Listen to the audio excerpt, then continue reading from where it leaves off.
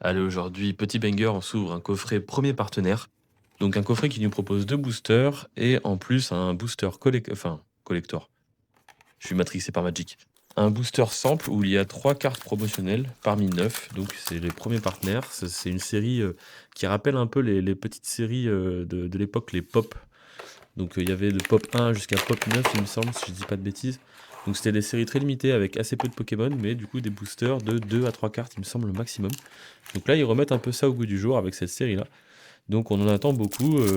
J'avoue que j'aimerais beaucoup sortir les Pokémon de la première génération ou ceux de la quatrième génération parce que elle me parle pas mal. C'est la dernière génération de Pokémon auquel j'ai joué avec mes yeux d'enfant avant que la vie, voilà, me saccage, on va dire.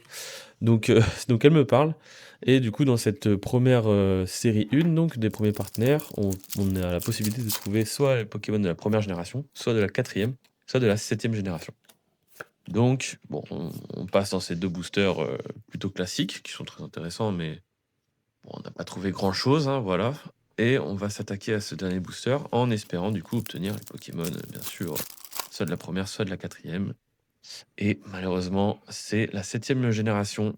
Donc moi, elle me parle moins, j'avoue, mais les cartes restent très jolies. Donc si vous avez les 9, ça vous fait une espèce de petite fresque. Elles se complètent les unes les autres. Est-ce qu'on ouvre un deuxième coffret pour essayer de trouver enfin la Gen 1 ou la Gen 4?